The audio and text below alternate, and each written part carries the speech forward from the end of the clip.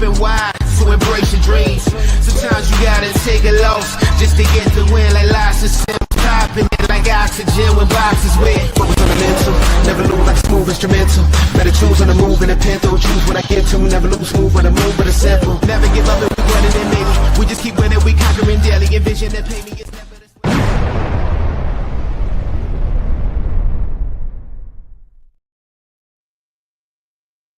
I'm on mute. Great way to start. Welcome in, everybody. It's Tuesday night here on Divots and Pivots, brought to you by Acorn Hills, acornhillsco.com. Get over the yes. Bud's got the swag on. I almost just called you Bryson. We'll get to that.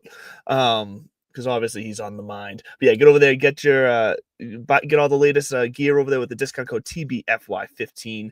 Get your 15% off as well. And we are in full-blown recovery mode from a Masters weekend that was unforgettable for lots of different reasons. But before we dive straight into that, we got to do a morale check. Bud, how's it hanging tonight? New location? Are you away, or are you just in the kitchen tonight?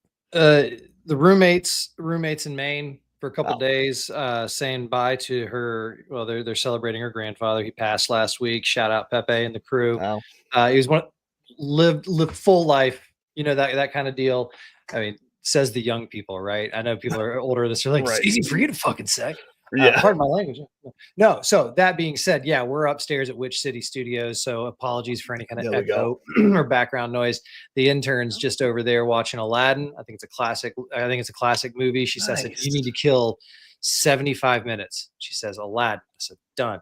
So we might get a visit from the intern, but morale's super high. Like you said, we're coming off once in a generation moment for sports. But before we get that deep, speaking of Acorn Hills, we got Earth Day coming up. And so Nate, I still owe you a little something for that. But if you don't know anything about Acorn Hills, they are they're a clothing brand that's focused on sustainability. That little thing that Andrew, if you're listening to the pod, he's holding up a hang tag, and it's seed paper. I mean, it's one of the most brilliant kind of connections ever. Like, hey, what is this shit that we have to put on our material so that we know what it is, what it costs, et cetera, et cetera, et cetera? Make it seed paper. You can chuck it on the ground. It'll biodegrade, but I say save it and plant it somewhere. Coop and I have a stack of them that we're going to plant here in the next couple of weeks. So acornhillsco.com. Shout out our boy, Nate. Yeah. All right. Now that that's over with, where in the heavenly hell okay, before we start on the actual facts of things. Yes. I kind of want to just skip to the end and say, this is where I hope all of this unfolds. Imagine a world where one of two things happens. By the way, full disclosure, none of this is going to happen. I'm just saying, come on, sure. Now the table is set. We'll start with the obvious, the Rory slam. So, he won the Players. So, first of all, the only people to have the career Grand Slam and the Players, Jack and Tiger. And then when Tiger had his Tiger Slam, which was all four majors at one time, not the same calendar year, he looped around and snagged the Masters. But before he snagged that Masters, he snagged the Players. So the Tiger Slam is actually all four at the same time and the Players. So Rory can do it, though, a one-up. We could get the Rory Slam or the mixed slam all the same year. In the same year, because it lines up like this. We're going to Quail Hollow in a month. PGA Championship. If you know anything about golf or dishwashers, if you know anything about golf, Rory, that's his course. He's a horse for that course. That's his Bay Hill to Tiger. He's won, I think, 4 times there. He can tear that place up. So the PGA Tour is going to do its damnedest to, I would say, remedy that black eye that was Valhalla last year, just because 20-something under is not a major championship score, unless there's one person at 20-something under and they're 15 shots ahead. Right. It's like Pebble Beach the year that Tiger won by 15. He was the only one under par. That's just different. Yeah. So Rory at Quail Hollow sets up nice for him. And then he said in an interview in the last 48 hours or whatever, he's excited about Royal Portrush to go home.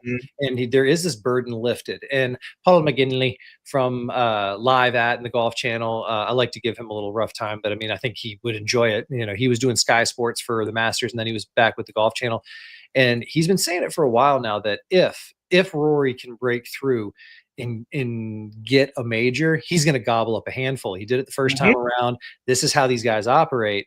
And ironically enough, you have to ask the question. You got Xander, so Royal Portrush sets up sweet for him. And then before that, he's got to go through Oakmont in the U.S. Open. He's a U.S. Open champ. He knows how to get her done. I'm not too concerned about that. No, so there's the Rory Slam. The other one that I would think, though, and this just goes to the next tournament and not beyond. What if Jordan Spieth can all of a sudden get his career Grand Slam at the next PGA? That's what we're going to be talking about leading into that. I like that. That's good. Yeah, I mean, because that's the next one. Because if he snags that, then I want to go even further out and say, Phil, you're up. You got to go get that U.S. Open at Oakmont now. We got to keep the train. I would be, if Jordan Spieth wins the PGA and gets his career Grand Slam, I will actually play golf left-handed. That's how get into, well, if you're ever going to do it, the stars are aligning. Rory did, Jordan did his. But in all seriousness, where do you want to start? Because this is one of the absolute biggest sports stories of a generation. We're golf nerds, so I'm not going to say that it's the biggest. I mean, let's be honest, we know our place in the universe, but for the moment, we own it. So where do you want to start? See, but I saw a lot of people who don't watch golf ever knew exactly what was happening on Sunday and were excited and were emotional for Rory because they were able to connect to seeing him be just a person in the midst of something that he was able to achieve, that it was unobtainable for him. Like, people understand that. They may not understand golf, but I think a lot more of the world was on board on Sunday than you're even saying they were. I think a lot of people know what's going on. No, I didn't say that. It was the biggest moment, and the moment's gone. That's what I'm saying. It's over. Where do you want to start talking about it? No, I think for a glimpse, you're right. For one split second there, it was the biggest. I'm saying I'm not going to overblow it. I mean, honestly, what's coming around the corner? Is there a draft that's happening pretty soon? Next week. Yeah, there you go. But we're already moved on to the draft in many circles. But since we are still here, and it was probably the biggest moment since Tiger, getting his Grand Slam years ago. Let's pick it apart. I mean, you said the human, the man. I called it Wednesday. I put it out on my social media on a story. I said he's going to win. And then I was talking to somebody on their show. I said, I said it all last week. He's going to win. And then when I saw him running down the hill with Poppy, make that putt, and he's already come out the other side. This is him as the complete golfer again. And there's gonna be people going, he won it the way that he had to win it. I mean, even Jack was saying that. So starting with you're going where I wanted to go to anyways, because I think where you're leading into here is all the comments where, and I don't think Bryson's mad about this, by the way. Bryson just said we'll get into him in a minute. I'm that thirsty for. But he just set the table with the facts. But there seems to be this confusion and outrage of people being a little annoyed that he ignored Bryson all day, basically. But that was his sports therapist has come out since and said that was a planned strategy. And let's be honest, remember the stories about Tiger when he was at his greatest? He, like, everyone on tour probably thought that he hated them. We talked about this last week. It was going to be So that's fine. Rory had to lock in, and I think Bryson understands. I don't think Bryson was trying to throw shade. Everyone took it as shade, though. You think he was? I think he was trying to, in a backwards way, try to keep it alive. He's a showman. He admits it. He's a showman. He's an entertainer.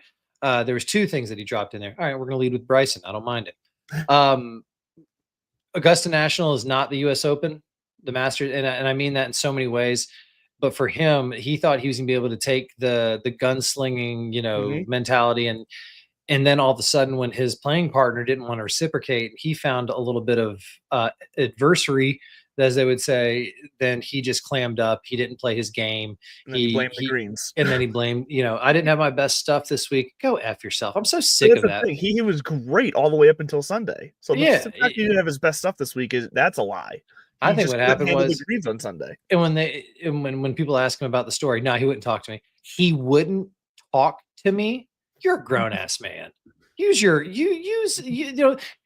These guys, and it goes back to the Colin Morikawa on what they owe us or don't owe us. And when the money's this big, and you do owe us the emotional, you do owe us the vulnerable, you do owe us. And by the way, if you want a little bit of time, as Shane Lowry said, leading into it, like maybe we should have a few minutes before we talk to the media.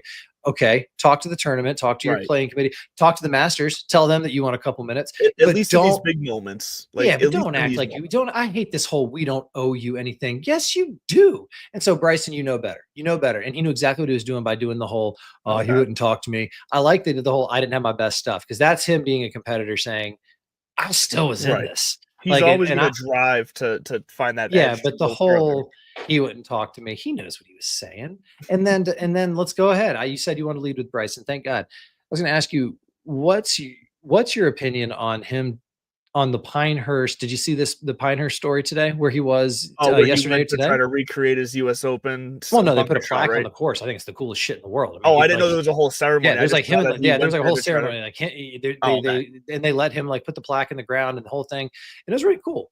I bet had to sting after coming off of losing. But at the same time, Bryson knew what the hell he was saying. He was pissed off. He didn't play great, and he was still kind of in the hunt.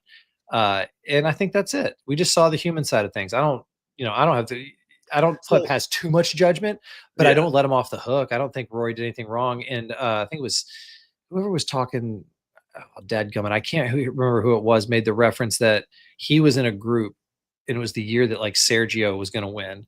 And he's like, I engaged in one guy on the threesome that I was with, but I never talked to Sergio the entire time. He's like, why would I give him the back and forth and the comfortability to know that I'm comfortable with him? Because this is not unheard of. And then the same pro. Yeah. It's the passive aggressive. Yeah. He wouldn't talk to me. Yeah. No, I get that. I see your point there.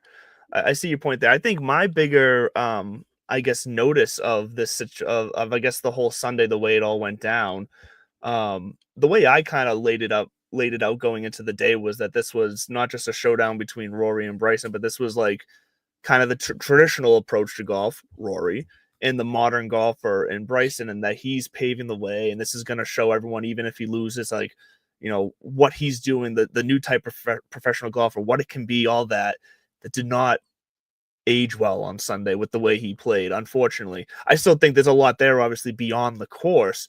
But the thought that struck me is the potential that this, what I deemed as the modern golfer, the newer generation of golf, doesn't seem to have that killer instinct yet. Because if you think about it this way, Rory did everything to hand this thing away, to puke on himself, to go out of his way to lose this. He did everything on Sunday to do that. And Bryson, instead of, I texted you at one point, the first 3 holes, when that went down, I said, Rory needs to watch out. Bryson's going to smell blood. He's like a shark. He's going to attack here. And he did the opposite. And not only that, but Ludwig made his charge and was right in it, and then pukes on himself on 18. And disappears from it. What it took to push Rory, even though Rory was having a terrible day of golf and backing himself into a Masters win, was Justin Rose from the old guard coming in and playing lights out smart golf and having the round of his life to push Rory. I don't think that's a coincidence that 2 guys from a different kind of thinking of golf with that killer instinct were the 2 at the end, and not some of the younger guys that we thought had a chance. I just think there's something that needs to be learned, and maybe there's some adversity that needs to be had, but there's just not that killer instinct. Somebody should have been chomping at the bit to absolutely step on Rory's throat on Sunday, and no one did other than Rose. That's because they're not playing each other; they're playing the course. I agree with you. But they hear the stuff going on. They know what's happening. They know Rory's coming back. And that just means that's golf, an opportunity. You can't. These guys don't play off of one another as much as we want them to. And I think that goes back to the Bryson. Like, he didn't talk to me. You're right, because he's not playing against you. He's playing against the course. And Augusta National. So I agree with you that the measured traditional kind of approach seemed to have, when you say the overall game, Rory's game is not measured. Some of those shots were not measured. They were outlandish, but they worked. But the Bryson thing, where I think you do have to come at Augusta National with a little more humility than he did. I think he's going to win. You're right. When he surrendered his identity and started laying back on some of those shots, like number 3, that tee shot, he should have, when Rory launched it up there, 30 yards short, Bryson should have been like, yeah, I'm the only guy who can hang with this dude. I might as well launch mine up there too. Because Augusta National, you can get away with being long and wild. Because a lot of times you can just hit in other fairways. You push through. We saw him play from all over the place. Fuck, Rory played from all over the place. All the danger's always short at Augusta. Water, bunkers, hills, whatever. The killer instinct piece is. I mean, I don't know what would. It's the hardest course on the planet, and it's the only time, like, everything's different. It's the most unique circumstances. It's not they can't flick a switch. They're human, and I think that's what we saw from Rory's. We assume that there's a killer instinct because Tiger Woods was an asshole for 15 years. Okay. Fair. And I guess in my head, that was my comparison. The stories we're never gonna see that from Victor Hovland. We're never gonna see that from Ludwig.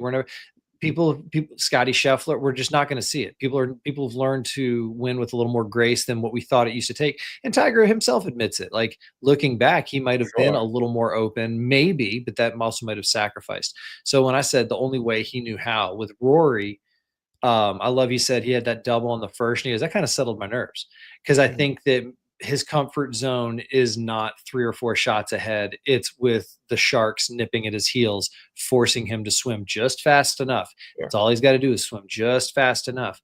And the biggest takeaway for me, and the biggest validation outside of Rory getting that, is Harry Diamond, his caddy, who is, and I didn't know their relationship went back to like 7 years old, the club back home, et cetera, et cetera, et cetera. Yeah. All I know is that Harry's taken his fair share of slings, and I definitely think not fairly. Like, Rory even admitted, like, there's a lot of people who don't know shit about golf, like, to just say that I need to change caddy. They don't know us. They don't know the team. They don't know me. Right. And I effing love what he told him right before the playoff. He said, hey, Monday, we would have taken this.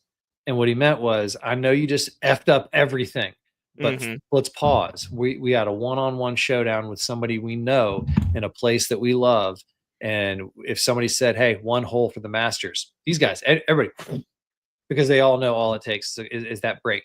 Who knows? Justin Rose makes that birdie putt. Rory makes that birdie putt. They go to 10. Who the hell knows what happens? So I do like that you put Rosie in there, kind of coming out of nowhere. He didn't come out of, well, I'm not saying, but he went away. He was 36-hole leader. He stumbled on Saturday, and then he came out. You just weren't talking about him anymore because it was Bryson at the top with Rory, and it became a 2-man show. You know what it reminds me of? It did, but I was predicting this the whole time. I was like, it's not gonna be a 2-man show. It's just not this course and the whole thing. But that's neither here nor there. It reminded me a little bit of like 2-minute offense in football, where ignorant people sometimes will see like their team just marching. Let's see, why don't we just play like this the whole time? Well, because you're totally different strategy. So that killer instinct, to your point, I think is what we saw from Rosie, because he had to go full throttle, wide open, and he just happened to not make that many mistakes. When you have a 2-shot lead, a 3-shot lead, Augusta National tells you, put it in cruise control. Rory doesn't dump it in the water on 13. There's none of this. Like, because he doesn't, there's no way that he dumps because he even bogeyed 14, and then he had 15 sitting there, sticks it on 16, et cetera, et cetera. But the Rosie thing, I want to get to my bets later, but he factors significantly into the weekend I had, and I'm not ashamed to say, we'll get to that later. So Justin Rose did end up being the guy, like you said. It was shocking. Ludwig Oberg was tied for the lead at one point. Patrick Reed was lingering for a while. Who else was up there? Just kind of like maybe Corey Connors was lingering on the front nine a little bit for a while, and then he had like a double or a triple that just took him out of it. And I think back nine, it became the Rory, Rose, and Ludwig show for about 2 seconds, and then Ludwig I think he had a quad on 18, something like that. A couple of quads on 18. Yeah, I can't remember if it was a triple or quad. Either way, what it was is him dropping out of the top 5 by 1 stroke, and that's where I had him bet. I had Ludwig as a top 5, and that 18th hole screwed me. So he finished, T7, T6, whatever, but it was only by 1 stroke. All right, let's take a couple minutes then and review our bets for the Masters. I will say this: I ended up backdooring my way into a third in my other league. There's 28. after going 0 for 4. Sweet. I had the golden sombrero. I did not have any of my golfers make the cut 2 weeks ago. I came into the Masters and I had Patrick Reed and Rory help me to a third place finish there, cash it for $40. That was nice. And then I think it was Saturday or Friday. It was Friday. I checked my DK balance for shits and giggles. I had $5.70.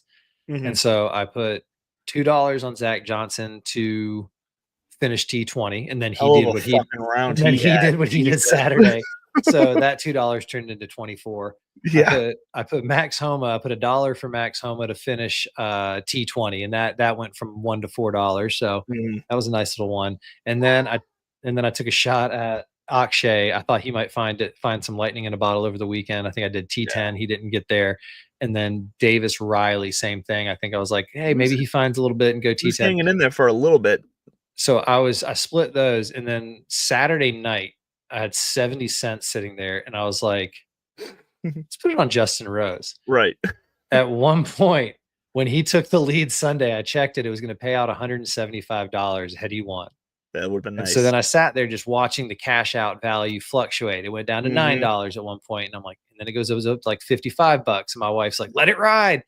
And then it was hovering 70 cents at that point. Yeah, 70 cents. And she's like, hey, but then I'm sitting there pulling for Rory. So I checked it. It was sitting there at $37, I think. And so I cashed out at $37 and then rooted for Rory the rest of the way. Yeah, because you can't be torn in your fandom like that. Not in a major. If it's this week, the RBC, even though it's a signature event and everything, I'm okay rooting against, the story just for my own well-being and financial. Yeah. How'd you make out in the Masters sweepstakes? So $90 for Boudreaux, not a bad day. Yeah, I did not do good with my bets. Minwoo Lee, I had top 10. He didn't. He just, fell apart. He was watching over the weekend with us. Yep.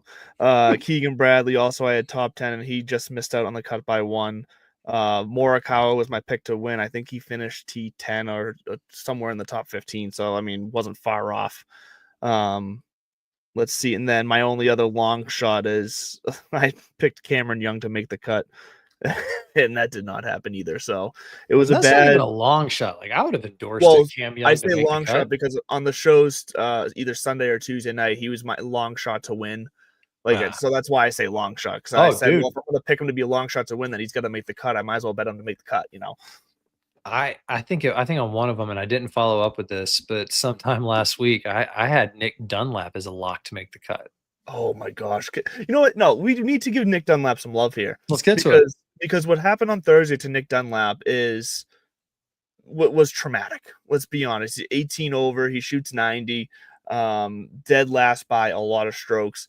And he still comes out on Friday, and not only doesn't withdraw, not only continues to play, goes out there and shoots. What was it, like 4? No, I think he was 4 under at one point. He shoots under par, though. On Friday, and he missed the cut by a lot, and people are going to remember him for the 18 over, but no one's going to, except for guys like us, are going to really remember he didn't quit. And not only did he not quit, he went out there and proved something. And I guess he was swinging and hitting balls like all night long. He was swinging the club in the hotel room or the house, wherever he was at. Him and his caddy were just like hunkered down all night Thursday night. And then Friday night went out there and played some really good damn golf. It's a shame it came after what happened Thursday, but you got to give Nick Dunlap love for not quitting when a lot of people would have just taken their medicine and said, I have a back injury, I'm withdrawing, see you later. So kudos to Nick Dunlap. That's just what you like to see in sports. Soft serve human beings would have done that. Professional golfers who know that this is essentially scar tissue. I think Nick Dunlap, halfway through that round, he already started mentally saying, okay, it is what it is. Let's get through it. And then we'll get through it again tomorrow. And then we'll come back and let's see. That was his second major or second Masters.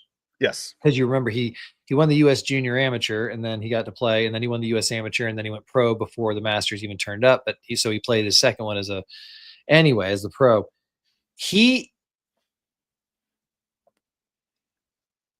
invite from the US Amateur was he ended up playing as a pro. Yeah. He is 21 years old. He's going to play in a lot more Masters. Yeah, I didn't realize he was that young. I forget that he's that young, honestly. And so I do give him a lot of credit for going back out there and playing, but at the same time, I want to be like, really credit? Like, rounded Augusta National. What we're talking about is his confidence and his resolve.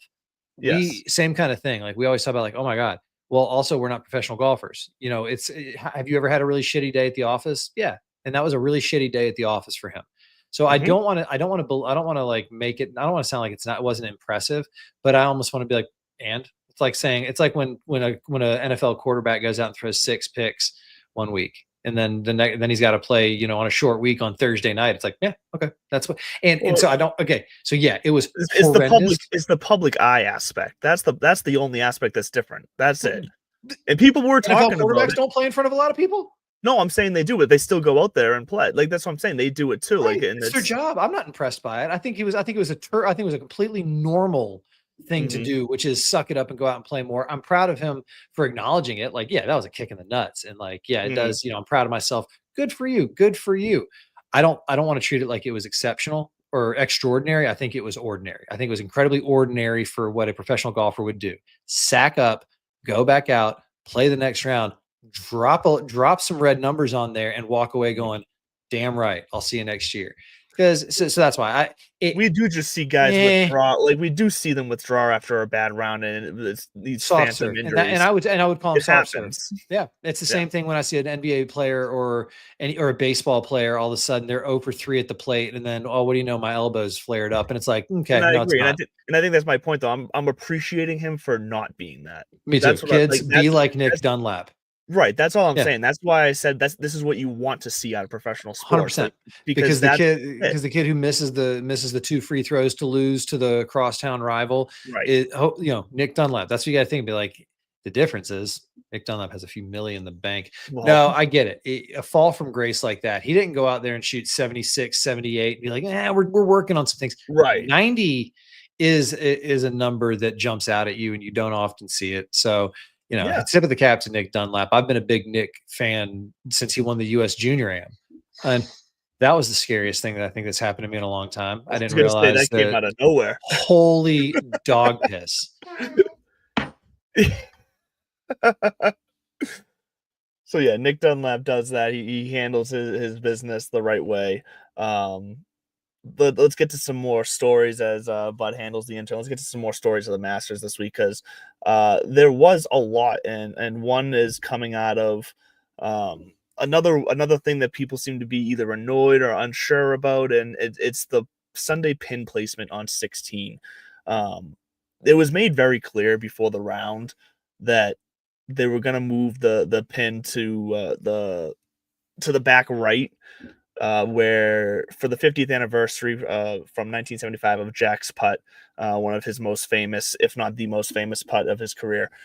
So they did that. It's usually front left. That's where we've seen the Tiger shot back where it left, rolls back left. Well, back left. Sorry, I said front left, back left. It's usually back left. Where we've seen the famous Tiger shot, you know, come whipping around the curve and drop in, and it does make for exciting shots. And people were complaining that they were missing that and that they were annoyed by that.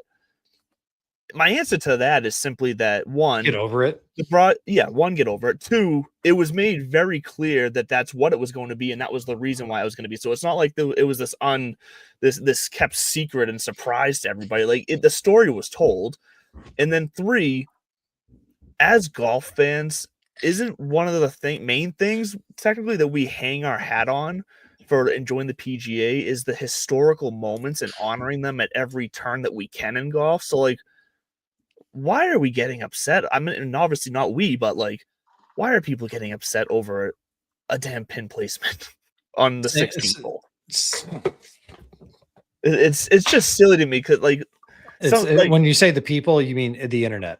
The internet got upset. Nobody in real life, any reasonable human being, when like, oh, here's the thing. Well, I if say you're it because I heard the guys on 98.5, the sports sub yesterday talking about it. They were mad too. Like, so they're out there on the radio saying they're mad and whatnot. And it shocked me because one of them was Hardy, who we've had on the show before. Yeah, can't imagine why guys on drive time radio. Listen, I'm not because they got an audience 10 times bigger than me, but can't imagine why people would throw something controversial out there or try to make controversy out of something that there's not. And here's why they did that, because golf fans, and yeah, I am going to be a bit of an elitist here. Golf fans are people who understand or knew, like you said, paid attention. Oh, they're paying homage to Jack, 50-year anniversary. Kind of cool. Man, it's a Sunday tradition. Oh, get the fuck out of here. Like, I don't have time for that. I don't have time for that kind of like intentional ignorance. So when you understand that, oh, they're doing it to pay respect on the 50-year anniversary to the greatest champion that place has ever known, you think that you get to take umbrage? Like, who are you? Who are any of us? The Godfather spoke and they said, I appreciate the gesture. Mm-hmm. There you go. Game, set, match. That's what I have to say about that. I've been waiting for this pin placement question because I am kind of curious. Like, who are these people? Like, it's the internet, it's the talking heads. That's what it is. It's people who it's a slow freaking news day. So let's see if we can't try to gin something up because, oh crap, Rory won. I freaking love what he said at his presser. He opened with, so what are we going to talk about next year, guys? And I love it because it's like, go sit on it and rotate. So it's the same thing. They don't have to, because we can't possibly throw shade at Bryson. Oh no, not the YouTube darling boy. I'm going to be very clear. Shade at Bryson. I've been throwing shade at Bryson. I'm a big Bryson fan, but I also from an analytical level, that's where they should be pointing their kind of ire. What's up his butt? Why can't you be gracious in loss? Though, because you know what? Also, Rory was not very gracious in his loss last year when he just pieced out. So, but that doesn't mean that, they're pissed off about the 16th green. Again, if you understand, even when it's this drives me nuts when people go, I don't understand why. I don't understand why you wouldn't just this. And then they hear the reason and they go, yeah, it doesn't make sense to me. So you weren't saying you don't understand in any form of curiosity. You just want to beat the hook.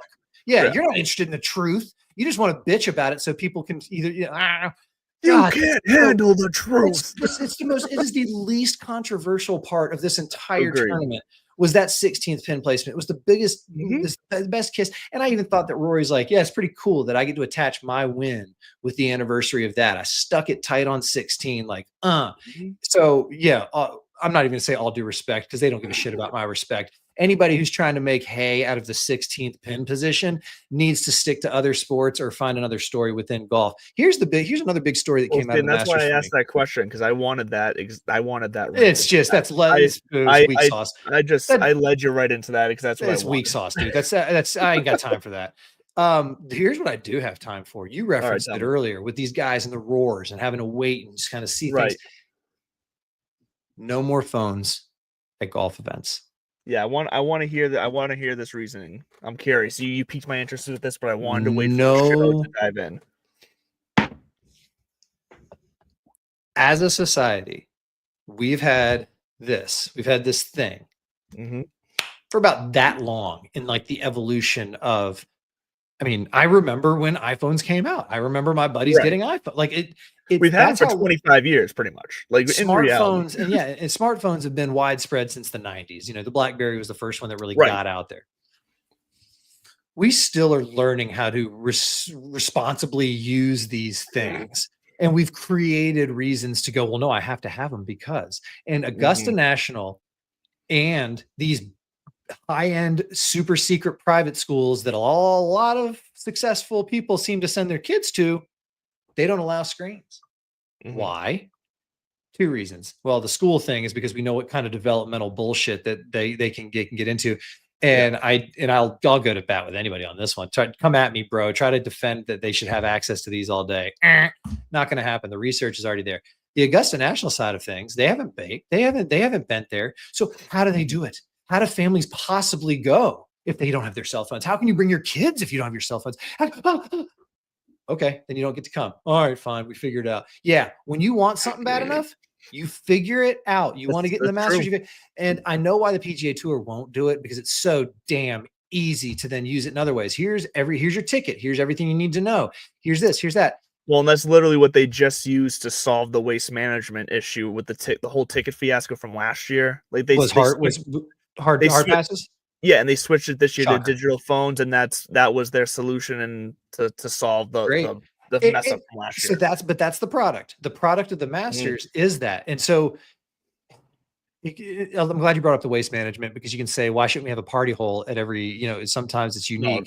See, we've talked about that before. Not every tournament needs that. So does not every tournament need a phone-free manual? I don't even think you have to go manual scoreboard. I think you can still have the digital everything else, and instead give people just, your ticket has your QR code and whatever it is, oh, this is the pavilion you're allowed to get into. It just drives me nuts that we insist upon, oh, we got to have it. Oh, we have to, when we've seen now that, and we're hearing the qualitative and the quantitative, people on TV like tuning into the Masters more, and not because it's the Masters, because also they understand that like these roars and then, oh, what happened? And then like the reactions are way, way, way more genuine, down to the part where these scoreboard operators will wait to make sure that they're not going to post scores that they know are going to get a roar. Right. Until and I love people aren't hitting. Because we got that great moment, if you saw the video, of the crowd around that manual scoreboard. The second they put up that Rose birdied 18, they popped that 11 up there for Rose, and the place went wild. Like that, you don't get with just a digital flash. Like that manual scoreboard is like perfect.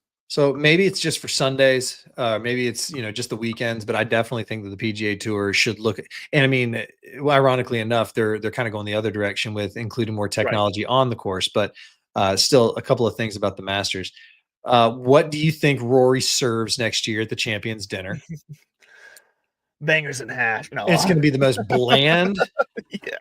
I don't know. He's been in America for so long, although I think his favorite pizza is Domino's. You remember that story from a few years ago? Right. What else from the Masters needs addressing? Hold on. I gotta check my notes, because there was one other thing I feel like we didn't talk about. I'm sure there's plenty we didn't talk about. Well, yeah, definitely. Oh no, we actually hit everything I thought we were going to talk about. So yeah, no. No, I guess the only other thing from the Masters is Sunday was weird for me. Sunday was weird because I went to bed Saturday almost like it was Christmas Eve. I was like giddy. I couldn't wait. All Sunday morning, I was just freaking giddy. I couldn't wait. Like I was really annoying around the house because I was just in an overly good mood. You were really annoying on text message too. Sorry, you were. No, I'm being. I know you. I'm not being an asshole. I'm like, it was fun to see you kind of do this. Where I'm like, damn right, yeah, this is what Sunday. I was going wild. I was wilding out because I was hyped, and maybe this is my own fault because I hyped myself up so much. But and then the way the tournament started on Sunday, with the Rory double, whatever, it was happy. I was so hooked, and you know who else was? Everyone else was hooked. Anna was hooked. She was watching it with me, and she was like, "Oh, we're gonna have to," because we had met my parents for lunch, and then we went to this X Golf, so that's golf simulator place. They didn't have any bays open. I played X Golf in Portland. Place is dope. Yeah. So we were just sat at the bar to watch. I said, well, this is golf fans here, so we just sat at the bar and watched it. And she was hooked. She was like, oh, we're gonna sit there for like 5 hours to watch this whole round. I said, yeah, I'm not missing a shot. That's why I said we can either go out or we can go home. But once I put that on, I ain't turning it off. So, but then that's the way it started. She got locked in too. The middle is where it fell apart in the middle, though. It did. Because then Rory took the lead back. He's back up by 3, and I think I did it to myself because, like I said, I had played it up in my head and to everybody else that this was the Bryson and Rory battle that we've always wanted for the years now, and that's just not how it happened. And to my own, I guess, blame here, I failed. It took me way too long to start noticing the guys who were creeping up the leaderboard. It took me too long to notice Ludwig. It took me too long to notice Justin Rose. I was like, oh yeah, they're having a nice day, but they're never going to catch Rory, so it doesn't matter. Like this thing's about to be signed, sealed, and delivered. And then obviously the way it all happened, the way it came back, I was standing, I was like pacing circles. I was being way too loud in this place, but at that point, everyone else was too. It ended perfectly. It was a roller coaster ride though, and I failed myself in the middle. I think I picked up golf pretty much like big time. It was summer after 6th grade. And so it would have been 1 or 2 years later was the Masters, when it was the 96 Masters. Greg Norman, 6-shot lead going into the final round, implodes. Absolutely fucking implodes. And here comes Nick Faldo with, I think it was like a 68 or 67 to just blow by him, when really he could have just shot even par. Jordan Spieth a few years ago, I mean, about 10 years ago now, I think 10 years ago. Yeah, I think it was 2015. I think they mentioned cruising, disaster. Cliches are grown for a reason. They're not just, I say like stereotypes and cliches come out of repeated patterns of behavior. It's not like there was a draft, although the Chappelle Show racial draft, that's pretty about the closest you can get. You should go watch that on YouTube. It's funny as fuck.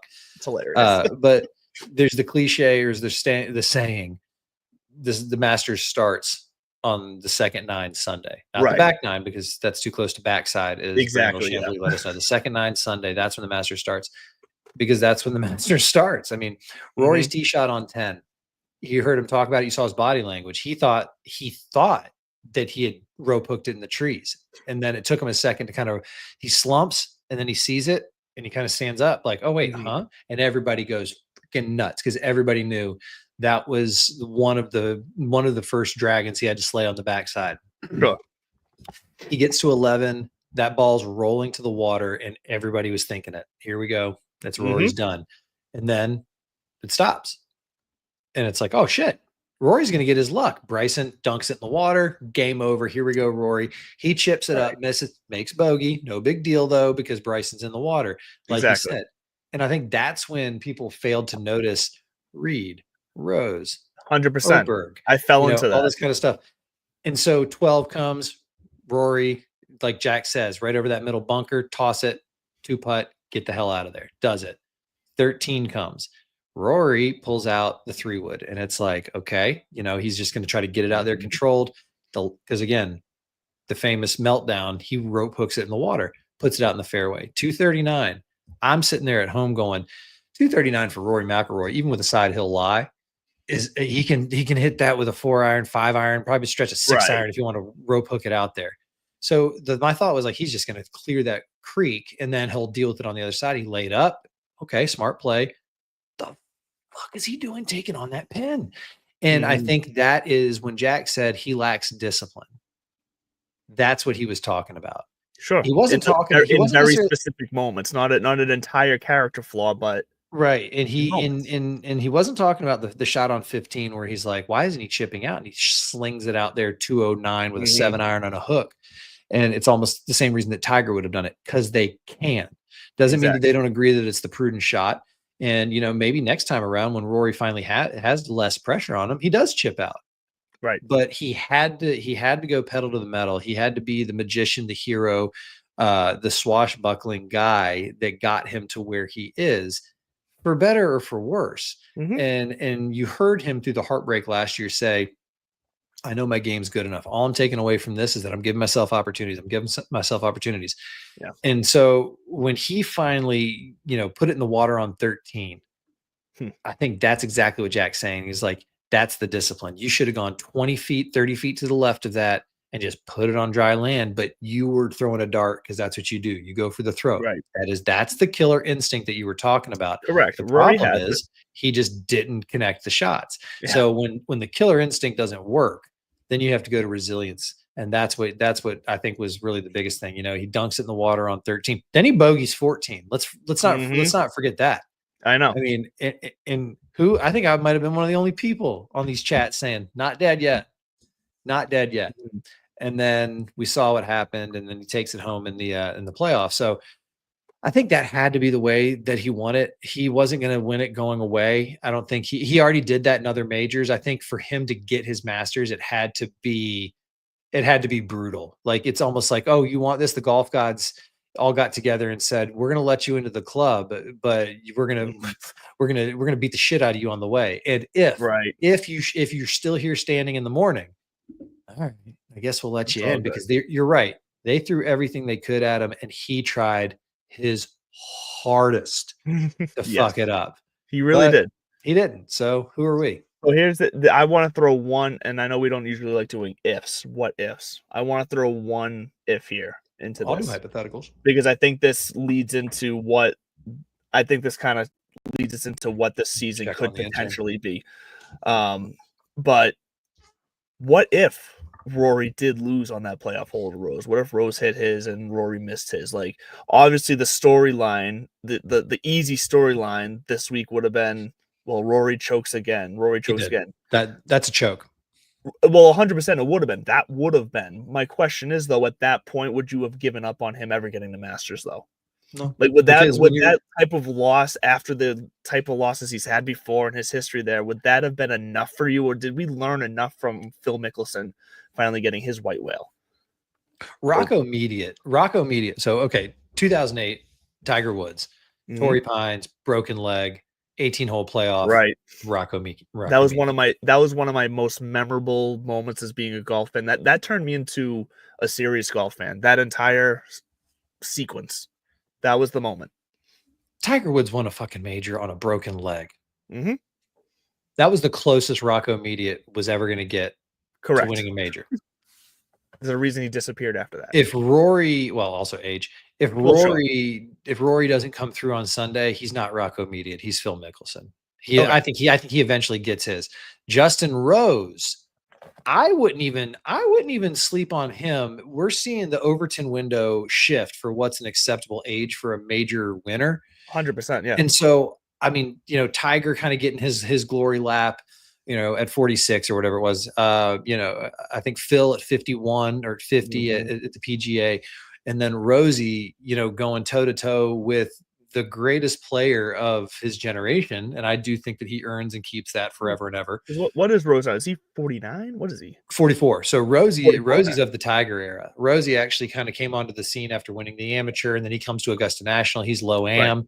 Right. Then he has that. I love his mentality too. He's like, after I lost the playoff to Sergio, I went on to become world number one after that. I played some of my best golf. I remember Rose in the old Tiger Woods games on PlayStation. Oh man, Justin Rose, he's a class act too. So I think what we're going to see is, first of all, I think that might have secured him a spot at the Ryder Cup one more round. I think Rome was going to be, but I think you're looking at him like, first of all, he might even be in the points. So he's going to be back at the Ryder Cup. He's going to be back. He's going to play well again at Augusta National. He's going to make another run. Yeah, he's going to be one of those like years from now, like and you know what that brings up?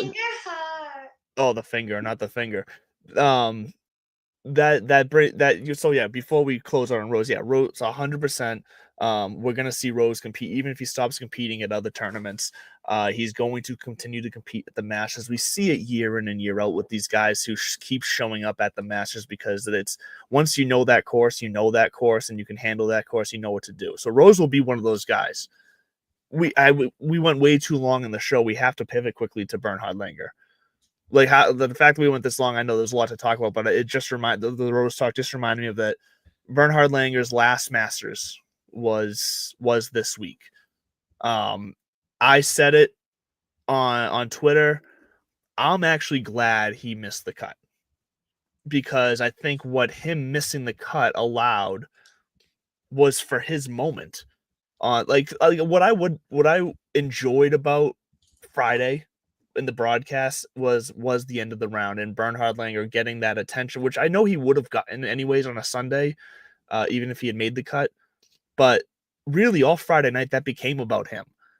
We got the moments of him walking off, all the congratulations from the members, from the players. We got everything about Bernhard Langer, which he deserves. I just feel like if it happened on Sunday, that would have lasted for like an hour or two, and then obviously the attention would have been shifted to the winner of the tournament or whatever the other storylines are. But it's not that Bernhard Langer, I think, would have like fallen to the wayside, but I just don't think he would have gotten as big of the spotlight as he did on Friday. So I'm personally glad he missed the cut, not because I wanted to see him fail, but because I wanted to see him get as much attention as possible.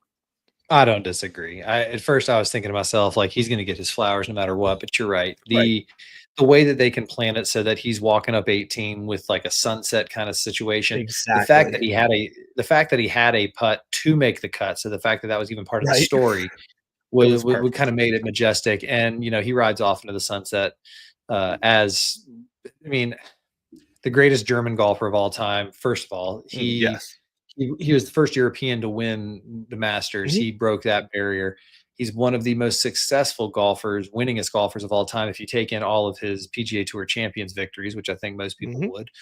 So, you know, good for Bernhard. You know, he's just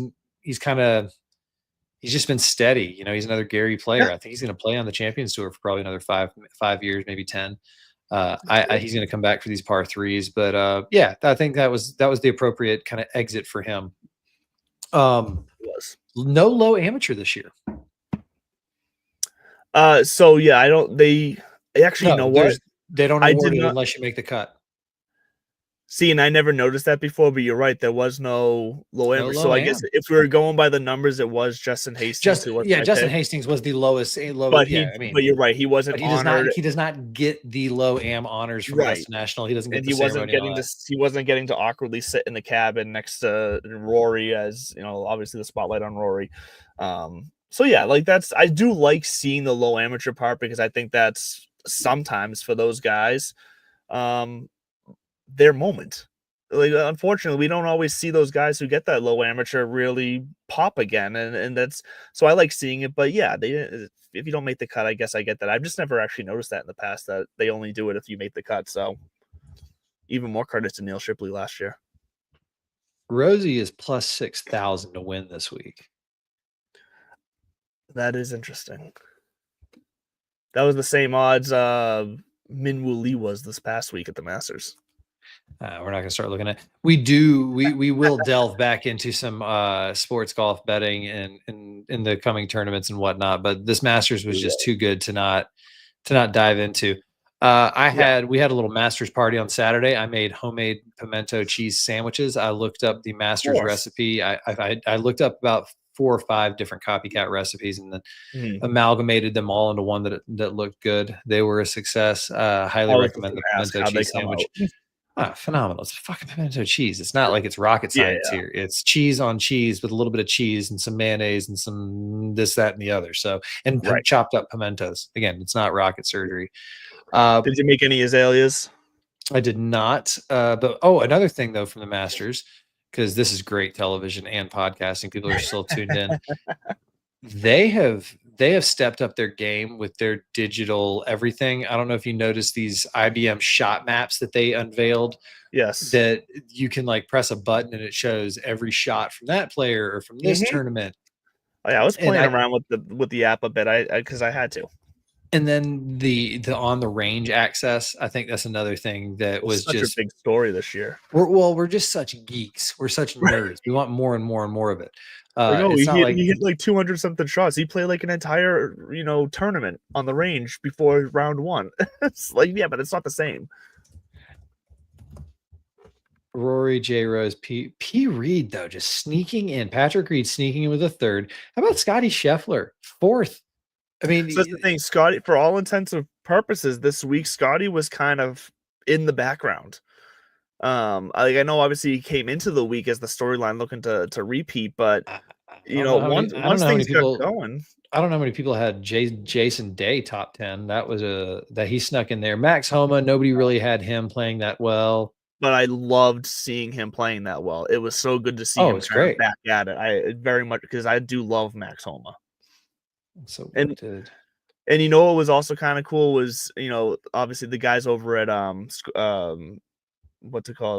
Millie Goats had Michael Kim on last week, heading into the Masters, and then Michael Kim is continuing. He was doing his Masters diaries all weekend, which if you haven't checked those out, go follow him on Twitter and check that out from this past week, because not only was it some insight to the course and the way that he attacked it, but it was really just some insight into his fandom for the game of golf, like his whole entire experience of just being at Augusta and all that. So it's just cool. Just, if you're into that type of stuff, it's a good follow. I'm trying to find what makes the RBC Heritage this week such a big deal. Invitational status by the PGA Tour in 2024. Yeah, I don't know. At Harbortown. Well, Harbortown's dope. It's a resort. I mean, Hilton Head, it's a resort thing. It's beautiful. Jack Nicklaus and Pete Dye course. Well, Pete Dye course with the help of Jack Nicklaus. Just one of those recognizable, picturesque courses. The finishing hole is one of the most recognizable with that par 4 with that like very generous landing area for the drive between the red on the marsh and the lighthouse in the background. I do think it's a smart move by the PGA Tour for putting an invitational or whatever we want to call it, signature event right after the Masters. I think we saw that a few years ago with John Rahm going, of course I'm going to play because they want to see the Masters champion. That's what they're here for. Correct. Rory, I don't think is in the field this week. I think I think you're right, actually. Rory withdraws from RBC.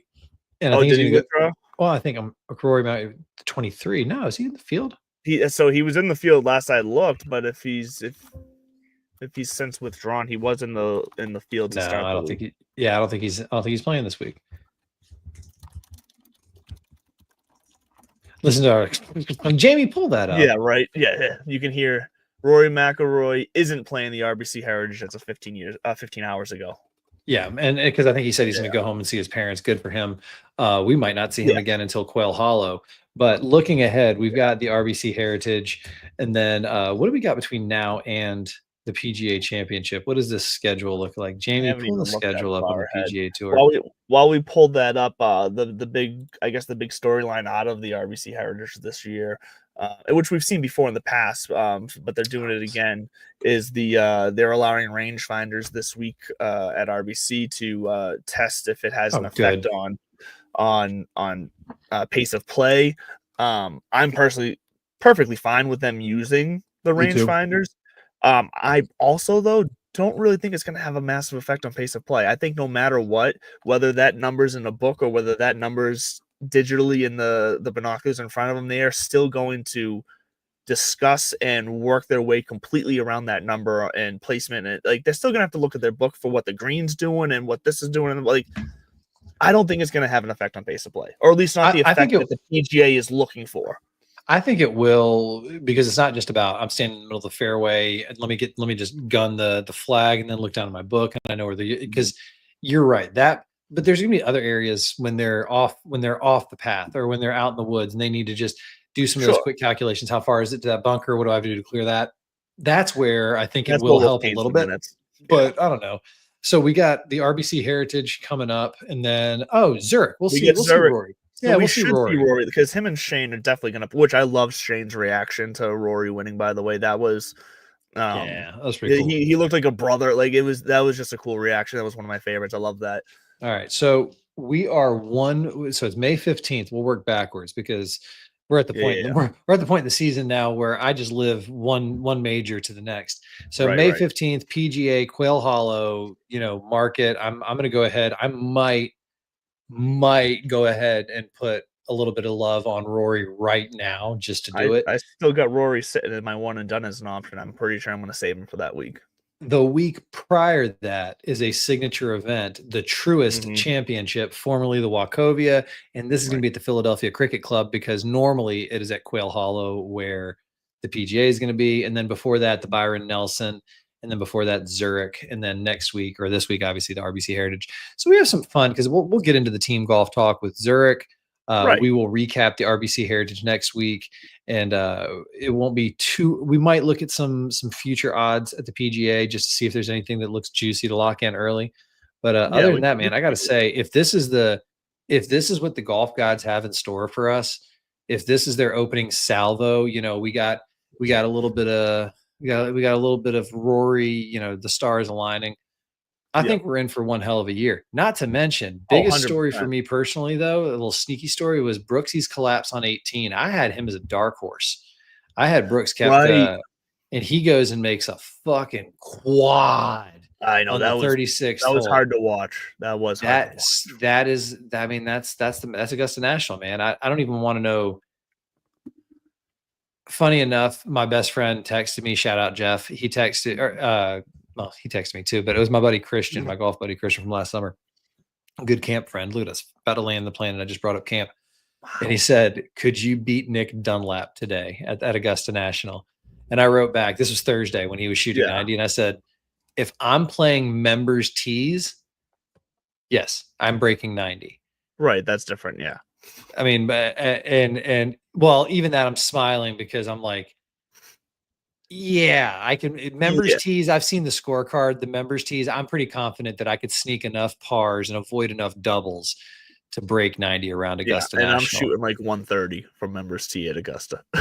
I'm shooting myself if you don't walk off the course after 9. I've seen you play, and no disrespect, I don't need to be if you go off 10, I'll go off 1, and then maybe we can. No, I'm just kidding. I would walk Augusta National with you anytime, brother. Yes. I was just gonna say something. And I forget. What? Last question for you. What? Did we talk about this last week? Which would you rather? No, I think this came. Would you rather have 24 hours at Augusta National? Oh, I've heard similar ones. I want to hear this one. Okay, 24 hours. Okay, so option A. Mm-hmm. You get to play 18 holes of golf at Augusta National, and you get to pick your three people. But well, first of all, is it 18 holes or 24 hours? Because if it's 24 hours, I'm playing like. Listen to me. Listen to me. I got ahead of myself. 18 behind door number 1. 18 holes of golf. Okay. You get to pick your foursome. But I'm talking about like you get driven straight up to the first tee, you get out, your caddy's there, you play on 18, you putt out, they pick you up, you drive off the property. That's it. You get to play the course, period. Okay, sure. Or you get 24 hours on the property, all access to anywhere you want to go, anything you want to do, see, touch, whatever, but you are not allowed to hit one golf shot. You can walk the course. Mm-hmm. You are not allowed to make one swing, but you get 24 hours on the property. What are you doing? I'm playing. No, I'm taking 24 hours. I'm going to take a bath. I'm going to take a bath in Ray's Creek. I'm going to go drink a bottle of wine in Eisenhower's cabin. I'm going to go down to the pro shop and fuck around and get some gear. I'm going to go walk I want full access to the media center. I want the tunnels underneath. I want to know where the bodies are buried. I will sacrifice the ass kicking that is playing Augusta National for the opportunity. I'll sign an NDA. I don't even need to make money off this. I want to know myself, the golf guy, like, how do they do it? And, what is the most expensive bottle of wine in their legendary collection? Where is President Eisenhower's desk that's above the pro shop? That's what I'm here for. And I get that. I don't know, because I'm a shitty golfer. I think it would feel so cool to be just on a hollow ground of like the greatest golfers of all time. Oh, like that's what, like, I know you can be on it, but like I'd want to swing. I wouldn't. I'm gonna walk barefoot at 2 a.m. smoking a bone down the ninth fairway. I mean, that does sound fun. It does sound fun. All right, land the plane, brother. Land the plane. The Masters was a huge success. At the end of the day, no matter how you feel about how Rory won it, he won the damn thing. It's over, and I think he's gonna now he's poised to go on a tear for the rest of this year. We gotta get Jordan his Grand Slam now. Let's get him in the club. Right, yeah. So be scared of Rory the rest of the year. We're looking for Jordan, and we'll see what happens. We love you guys. We'll see you every Tuesday right here on that Sports Podcast Network at 8:00, and then on Wednesdays you can hear us on Golfer Gang on Spotify, all your podcast platforms. Acorn Hills, as always. Nate, love you guys over there. We will see you next week, everyone. Stay